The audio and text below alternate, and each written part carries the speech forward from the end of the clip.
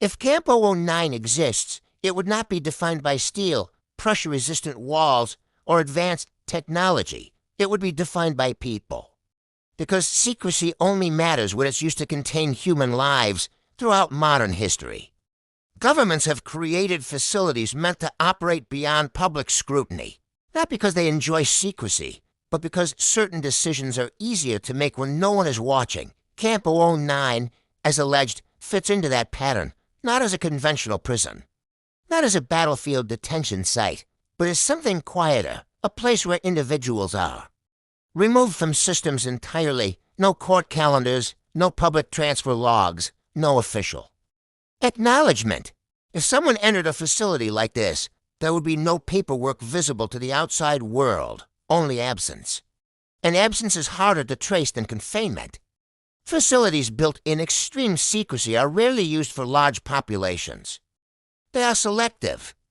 If Camp 009 exists, analysts suggest it would not house thousands, but dozens. Maybe fewer. Individuals considered too dangerous to release, too sensitive to prosecute publicly, too connected to classified operations, or too disruptive to keep within visible systems. This is not speculation pulled from fiction. It mirrors patterns seen in historical black sites, offshore detention programs, and classified holding facilities used during times of conflict. The difference? Those places existed on land. They could be photographed, protested, investigated. An underwater facility changes everything. No civilian access, no satellite clarity, no witnesses. If someone vanished into a place like Camp 009, the world would not see bars. It would see silence. What would daily life look like inside a facility that cannot be visited, monitored, or acknowledged?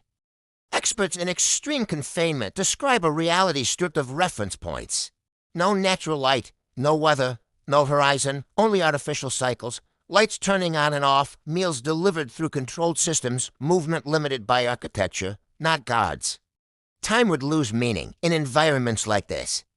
The human mind adapts, but at a cost. Psychologists who study prolonged isolation warn that. Without external markers, people begin to lose sense of time. Emotional regulation, memory, consistency, identity, continuity, not because of abuse, not because of violence, but because silence and sameness become overwhelming in a place like Camp 009. Survival would not be about strength. It would be about endurance. One of the most disturbing aspects of alleged facilities like Camp 009 is not what happens inside. It's what happens after, or rather, what doesn't happen. There are no confirmed releases. No whistleblowers, no former detainees speaking publicly. This absence fuels the mystery, some argue that such facilities could not exist because someone would eventually talk, others point out. A harsher reality. If a system is designed correctly, no one ever leaves with a voice. Transfers may not exist. Releases may not occur. And records may never be created. In that model, the end is not execution. It is erasure. A person removed so completely that the world simply adjusts to their absence. Camp 009 persists not because it has been proven, but because it reflects something people already suspect. That secrecy has grown deeper, that systems have evolved beyond visibility, that technology allows containment without trace. No country has ever confirmed Camp 009. But no country has convincingly disproven it either, and that space, between denial and confirmation, is where stories like this live, because as long as secrecy exists, as long as classified operations continue, as long as some decisions are made far from public view, questions like this will remain.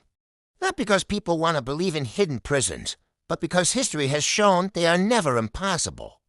Camp 009 may be real, or it may be a theory, but the conditions that allow something like it to exist are undeniably real. Systems without oversight, decisions without transparency, places beyond accountability, and whether Camp 009 exists beneath the ocean or only in the shadows of modern secrecy. It forces a question that cannot be ignored. What happens when control becomes invisible? And how would anyone ever prove it if you found this investigation thought-provoking? Subscribe for more deep-dive documentaries like this. Part 3 will explore similar facilities that were later confirmed and what they reveal about the future of secrecy.